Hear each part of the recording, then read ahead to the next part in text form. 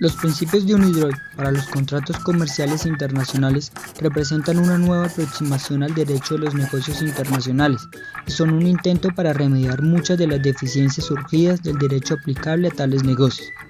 No están concebidos como una forma de modelo de cláusulas contractuales para ningún tipo de convenio en particular, ni constituyen una forma de convención internacional de ley uniforme para los contratos internacionales. Derivan su valor solamente de su fuerza persuasiva. Los principios son un intento para enunciar reglas que son comunes a la mayoría de sistemas legales existentes y al mismo tiempo adoptar soluciones que mejor se adapten a las necesidades del tráfico internacional.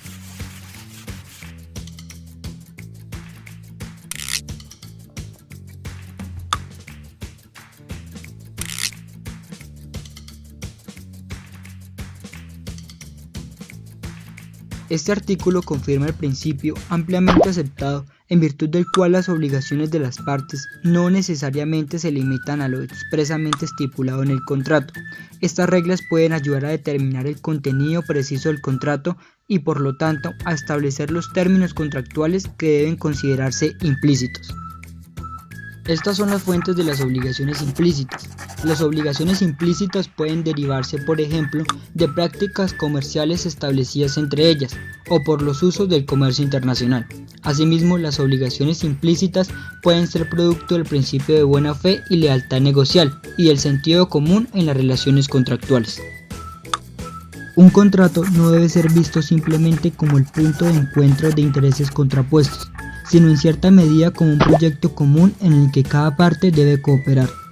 La obligación de cooperación entre las partes, por supuesto, debe circunscribirse a ciertos límites, es decir, la obligación de cooperar solo existe en la medida en que puede esperarse razonablemente que permita el cumplimiento de la otra parte, sin alterar la distribución de las obligaciones del contrato. El grado de diligencia que se exige a una parte en el cumplimiento de una determinada obligación varía considerablemente de acuerdo a la naturaleza de la obligación. Algunas veces, una de las partes está obligada únicamente a emplear su mejor diligencia. En otros casos, sin embargo, la obligación es más onerosa, pues se garantiza la obtención de un resultado específico. Por ejemplo, puede considerarse que una compañía que arregla máquinas descompuestas asume una obligación de emplear los mejores esfuerzos en lo que respecta a la calidad de la reparación en general y una obligación de resultado en lo que se refiere a la reposición de ciertas piezas. Determinación del tipo de obligación. La manera en que una obligación ha sido descrita en un contrato puede ser de gran ayuda para determinar si las partes tuvieron el propósito de crear una obligación de emplear los mejores esfuerzos o de lograr un resultado específico. Un precio insólitamente alto u otra obligación recíproca de naturaleza no dineraria puede indicar una obligación de alcanzar un resultado concreto en casos en donde por lo general suele asumirse solo una obligación de emplear los mejores esfuerzos. Cuando el cumplimiento de la obligación implica un riesgo muy alto, cabe presumir que el deudor no ha pretendido garantizar un resultado y que el acreedor no espera dicha garantía. En algunos casos, el acreedor puede encontrarse en una posición capaz de influir en el cumplimiento de la obligación del deudor. Esta circunstancia puede convertir en una obligación de emplear los mejores esfuerzos una obligación que, de otra forma, hubiera sido considerada una obligación de resultado. Determinación de la calidad de la prestación. Por ejemplo, A se compromete a construir un hotel cerca de una estación ferroviaria de mucho tránsito. El contrato establece que debe proporcionarse un sistema de insonorización adecuado, sobre cuya calidad no se dan mayores precisiones. Sin embargo, puede determinarse, en base al mismo contrato, que la capacidad del sistema de insonorización debe ser conforme a niveles altos en razón de la proximidad del hotel a la estación ferroviaria. Determinación del precio. Cuando el contrato no se fije un precio, se considera que las partes pactaron un precio generalmente cobrado en circunstancias similares. Cuando la determinación del precio le corresponda a una de las partes y sea irrazonable, deberá sustituirse por un precio razonable. Cuando la determinación del precio quede a cargo de una de las partes o de un tercero y éste no pueda o no quiera fijarlo, deberá ser un precio razonable. Y cuando el precio haya de fijarse en referencia a factores que no existen, se recurrirá como sustituto al factor equivalente más cercano. Esta regla puede interpretarse como destinada a colmar lagunas, en aquellos supuestos en que las partes no han estipulado la duración de su contrato. Por ejemplo, A acuerda distribuir los productos de B en el país X durante un tiempo indefinido. Cualquiera de las partes puede resolver este contrato enviando una notificación a la otra parte con razonable anticipación.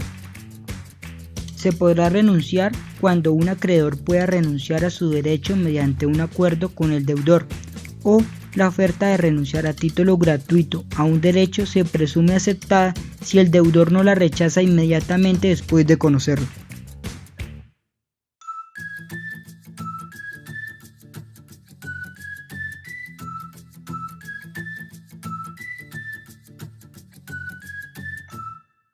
Las partes pueden celebrar un contrato en el que la identidad del tercero no sea conocida al momento de la celebración del contrato, siempre que se establezca un mecanismo para conocer su identidad al momento de la ejecución del contrato.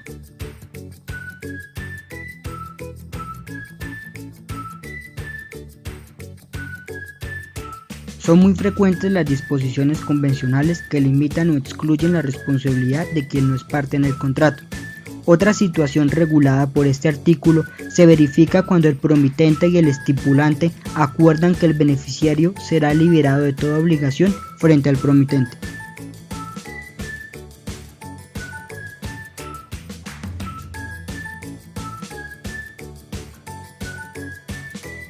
Un ejemplo de excepciones es el siguiente. La sociedad A suscribe una póliza de seguros con la compañía aseguradora B, cuyo objeto es cubrir de A los actos de empleados deshonestos. La póliza de seguros establece que B indemnizará en su totalidad a los clientes que sufrieren daños por los empleados de A y que solo indemnizará a A si A no ha sido negligente en la selección o supervisión de sus empleados. Claramente, bajo los términos de este contrato, B goza de medios de defensa contra A que no podrá oponer contra los clientes.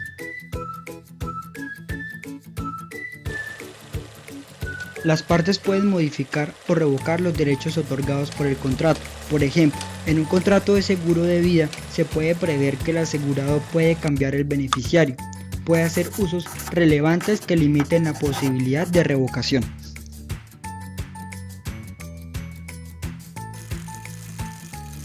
Aunque el tercero generalmente está agradecido de recibir el derecho que las partes le han otorgado, no se le puede forzar a aceptarlo. Ejemplo, C es un subcontratista, puede no desear que le cubra el seguro del constructor principal porque él ya tiene un seguro y sabe que tendría dificultades si existen dos aseguradoras cubriendo el mismo riesgo. C tiene derecho a renunciar.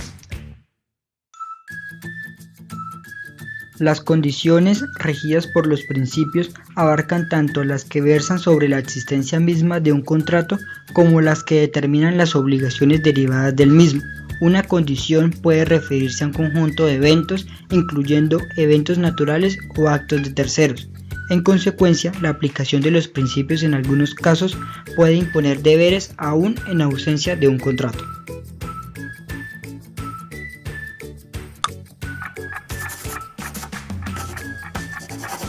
De conformidad con los principios, a menos que las partes convengan otra cosa, el cumplimiento de una condición solamente produce efectos hacia el futuro, no tiene efecto retroactivo. En el caso de la condición suspensiva, el contrato o la obligación contractual surten efectos de manera automática a partir del momento en que se realiza el evento futuro e incierto.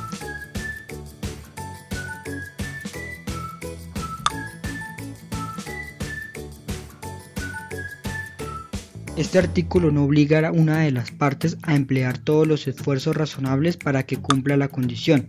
Se limita a afirmar que una parte que impide el cumplimiento de la condición en violación de los deberes de buena fe y de lealtad negocial y cooperación no puede invocar la falta de cumplimiento de la misma. Obligación de preservar los derechos. Por ejemplo, un contrato de compraventa de acciones celebrado entre el vendedor A y el comprador B establece que la operación solamente se perfeccionará si para la fecha del cierre se han cumplido todas las condiciones, incluyendo la que prevé que B haya obtenido de sus bancos el crédito necesario. A está obligado a limitar su actividad a la gestión de los negocios corrientes y B contrae una obligación de confidencialidad respecto de toda la información relacionada con la sociedad a la que ha tenido acceso durante el curso de las negociaciones. Cuando un contrato sujeto a una condición resolutoria deja de tener efectos como resultado del cumplimiento de dicha condición, las partes habrían ya cumplido total o parcialmente sus obligaciones derivadas del contrato. De conformidad con los principios, las partes tienen la libertad de acordar que la condición resolutoria tenga efecto retroactivo. En todos los contratos es importante establecer lo relacionado con su cumplimiento en general. Por este motivo, este artículo hace énfasis en que el cumplimiento se configurará cuando en el momento de la celebración del contrato el cumplimiento es fijado o es determinable por el mismo contrato. Si se puede dentro del tiempo mencionado en el mismo contrato, a menos que las circunstancias indiquen que a la otra parte le corresponde elegir el momento del cumplimiento y en un plazo razonable después de la celebración del contrato.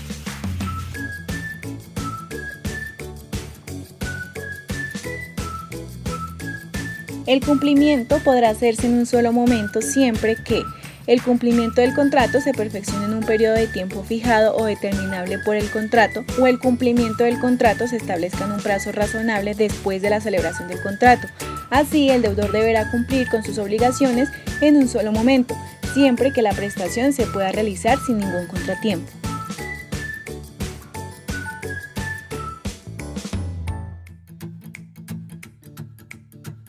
En el contrato también se podrá realizar un cumplimiento parcial, el cual se origina cuando el acreedor rechace una oferta de un cumplimiento parcial efectuada al vencimiento de la obligación, esté o no acompañada de dicha oferta una garantía relativa al cumplimiento del resto de la obligación, o cuando los gastos adicionales generados al acreedor por parte del deudor como consecuencia del cumplimiento parcial sean asumidos por el deudor sin perjuicio de cualquier otra solución para el acreedor.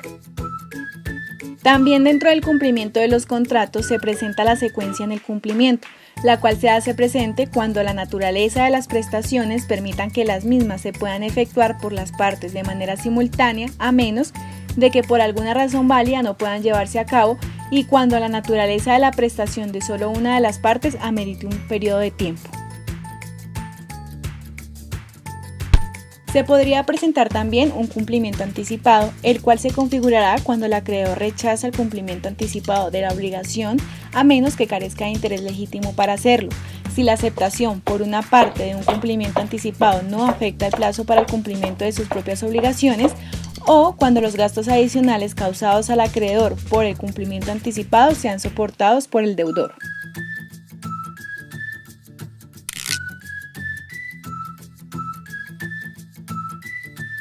Aunque el lugar del cumplimiento del contrato no es un elemento esencial para la existencia del mismo, sí vale la pena hacer mención a qué pasaría si el lugar no está fijado en el contrato ni es determinable con base en aquel. Pues bien, pasaría que se tendría en cuenta el establecimiento del acreedor cuando se trate de una obligación dineraria o su propio establecimiento cuando se trate de cualquier otra obligación. El pago que debe realizarse como consecuencia del contrato podrá efectuarse con cualquier forma utilizada en el curso ordinario de los negocios en el lugar del pago. Sin embargo, un acreedor que acepta un cheque o cualquier otra orden de pago o promesa de pago se presume que lo acepta solamente bajo la condición de que sea cumplida. De igual modo, el pago podrá realizarse por una transferencia a cualquiera de las entidades financieras en las que el acreedor haya hecho saber que tiene una cuenta, a menos que haya indicado una en particular. En el caso de pago por transferencia de fondos, la obligación se cumple al hacerse efectiva la transferencia a la entidad financiera del acreedor. Si una obligación dineraria es expresada en una moneda diferente a la del lugar de pago, este puede efectuarse en la moneda de dicho lugar, a menos que dicha moneda no sea convertible libremente o que las partes hayan convenido que el pago debería efectuarse solo en la moneda en la que se pactó. Si ya es imposible para el deudor efectuar el pago en la moneda en la cual la obligación dineraria ha sido expresada, el acreedor puede reclamar el pago en la moneda del lugar de pago, la cual se hará conforme al tipo de cambio aplicable al caso.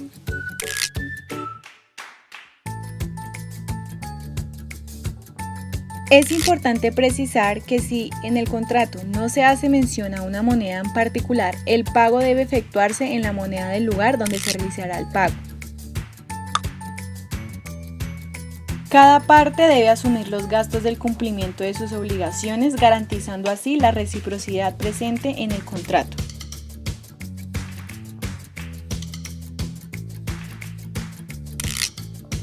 En cuanto a la imputación de pagos, un deudor de varias obligaciones dinerarias al mismo acreedor puede especificar al momento del pago a cuál de ellas pretende que sea aplicado el mismo.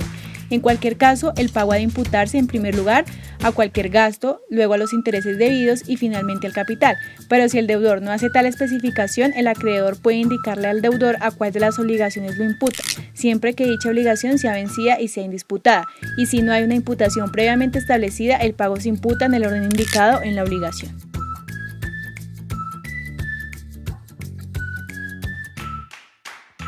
Es importante precisar que lo dicho anteriormente se aplica con las adaptaciones del caso a la imputación del pago de obligaciones que no sean dinerarias, porque las mismas cuentan con otros medios para hacerse exigibles.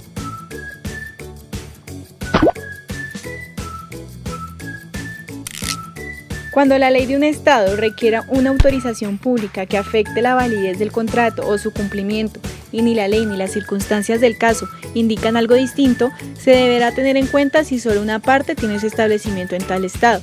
Esa parte deberá tomar las medidas necesarias para obtener la autorización y en los demás casos, la parte cuyo cumplimiento requiere la autorización deberá tomar las medidas necesarias para obtenerla.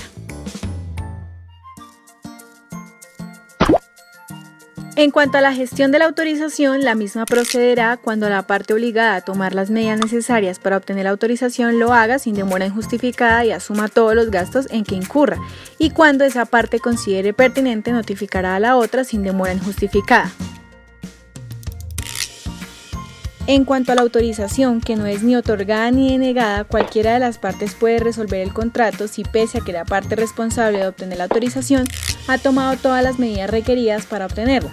Esta no se otorga ni rechaza dentro del plazo convenido o cuando no se haya acordado plazo alguno dentro de un plazo prudencial a partir de la celebración del contrato. La denegación de una autorización que afecta la validez del contrato acarrea con su nulidad. Si la denegación afecta únicamente la validez de algunas cláusulas, solo tales cláusulas serán nulas, si teniendo en cuenta las circunstancias es razonable mantener el resto del contrato, es decir, que se aplican las reglas del incumplimiento cuando la denegación de una autorización haga imposible en todo o en parte el cumplimiento del mismo. Cuando el cumplimiento de un contrato llega a ser más oneroso para una de las partes, esa parte permanece obligada, no obstante, a cumplir sus obligaciones salvo lo previsto en las siguientes disposiciones sobre excesiva onerosidad o hardship.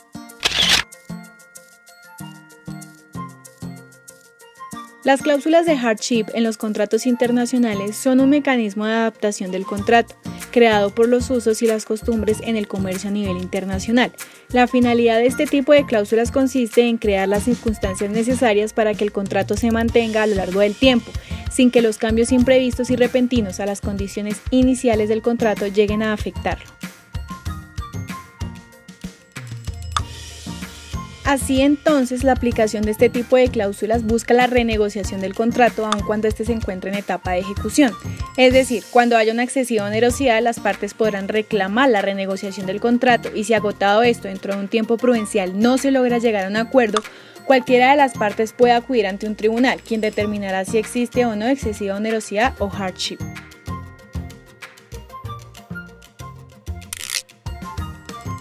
Para que el incumplimiento sea imputable a la persona que lo ha realizado, ésta tiene que haber incurrido en alguna conducta o situación que haga visible su responsabilidad ante tal incumplimiento. En cuanto a la interferencia de la otra parte ante el incumplimiento del contrato, una parte no podrá ampararse en el incumplimiento de la otra, en la medida en que tal incumplimiento haya sido causado por acción u omisión de la primera o por cualquier otro acontecimiento por el que ésta haya asumido el riesgo.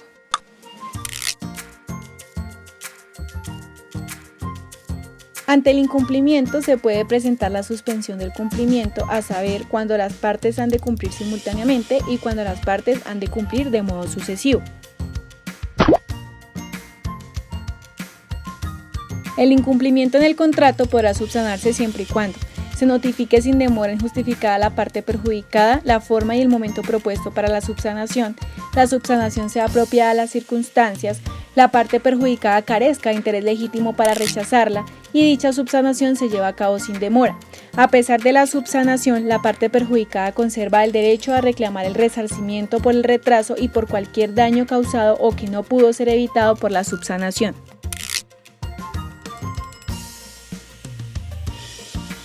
En caso de incumplimiento, la parte perjudicada podrá conceder mediante notificación a la otra parte un periodo suplementario para que cumpla. Se puede presentar que durante el periodo suplementario la parte perjudicada pueda suspender el cumplimiento de sus obligaciones correlativas y reclamar el resarcimiento. En caso de que la demora en el cumplimiento no sea esencial, la parte perjudicada que ha notificado a la otra el otorgamiento de un periodo suplementario de duración razonable puede resolver el contrato al final de dicho periodo. Las cláusulas de exoneración facultan a las partes a modificar a través de una cláusula contemplada de manera expresa en el contrato las reglas generales sobre la responsabilidad contractual, al atenuar o eximir de responsabilidad a una de ellas por el incumplimiento de una obligación que causó una afectación patrimonial a su otro extremo negocial. También el incumplimiento dentro de un contrato puede darse por una causa ajena como lo es la fuerza mayor, la cual se convierte en un impedimento al momento de celebrarse el contrato, ya que no cabía razonablemente esperar haberlo tenido en cuenta o haber evitado o superado sus consecuencias. Es importante que la parte incumplidora notifique a la otra parte acerca del impedimento y su impacto en su aptitud para cumplir. No obstante, esto no impide a una parte ejercitar el derecho a resolver el contrato, suspender su cumplimiento o a reclamar intereses por el dinero debido. Básicamente, si una parte no cumple una obligación distinta a la de pagar una suma de dinero, la otra parte puede reclamar la prestación a menos que tal prestación sea jurídica o físicamente imposible, la prestación sea excesivamente gravosa u onerosa, la parte legitimada para recibir la prestación pueda razonablemente obtenerla por otra vía, la prestación tenga carácter exclusivamente personal o la parte legitimada para recibir la prestación no la reclame dentro de un plazo. Una parte puede resolver el contrato si la falta de cumplimiento de una de las obligaciones de la otra parte constituye un incumplimiento esencial. Ahora, para determinar si la falta de cumplimiento de una obligación constituye un incumplimiento esencial, se tendrá en cuenta en particular si el incumplimiento priva sustancialmente a la parte perjudicada, la ejecución estricta de la prestación insatisfecha era esencial, el incumplimiento fue intencional o temerario y el incumplimiento da a la parte perjudicada razones para desconfiar de que la otra cumplirá en un futuro. Si antes de la fecha de cumplimiento de las obligaciones una de las partes prueba que la otra incurrirá en un incumplimiento esencial, ésta puede resolver el contrato de manera unilateral. Efectos generales de la resolución. Primero, releva a ambas partes de la obligación de efectuar y recibir prestaciones futuras. Segundo, no excluye el derecho a reclamar una indemnización de daños y perjuicios causados por el incumplimiento. Y tercero, no afecta cualquier término del contrato relativo al arreglo de controversias contractuales. Al resolver un contrato de ejecución instantánea, cada parte tendrá derecho a reclamar de la otra lo entregado en virtud de dicho contrato. Si no es posible tal restitución, procederá a una compensación en dinero. La parte que se benefició con el cumplimiento contractual no está obligada a la compensación en dinero, y se podrá exigir una compensación por aquellos gastos razonablemente necesarios.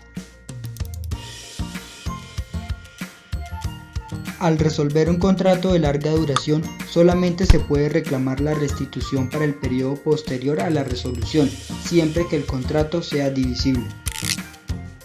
Cualquier incumplimiento otorga a la parte perjudicada el derecho al resarcimiento, salvo que el incumplimiento sea excusable conforme a estos principios. La parte perjudicada tiene derecho a la reparación integral del daño causado por el incumplimiento. Este daño comprende cualquier pérdida sufrida y cualquier ganancia de la que fue privada. Tal daño puede ser no pecuniario e incluye, por ejemplo, el sufrimiento físico y la angustia emocional. La compensación solo se debe por el daño, incluyendo el daño futuro. Puede deberse por la pérdida de una expectativa en proporción a la probabilidad de que acontezca. Cuando la cuantía de la indemnización de los daños no pueda establecerse con suficiente grado de certeza, queda a discreción del tribunal fijar el monto del resarcimiento. La parte incumplidora es responsable solamente del daño previsto, o que razonablemente podría haberlo previsto, como consecuencia probable de su incumplimiento al momento de celebrarse el contrato. La parte incumplidora no es responsable del daño sufrido por la parte perjudicada, en tanto que el daño pudo haber sido reducido si esa parte hubiera adoptado medidas razonables. La parte perjudicada tiene derecho a recuperar cualquier gasto razonablemente efectuado en un intento por reducir el daño. El resarcimiento ha de pagarse en una suma global, no obstante puede pagarse a plazos cuando la naturaleza del daño lo haga apropiado. El resarcimiento pagadero a plazos podrá ser indexado. El resarcimiento ha de fijarse según sea más apropiado, bien en la moneda en la cual la obligación dineraria fue expresada o aquella en la cual el perjuicio fue sufrido.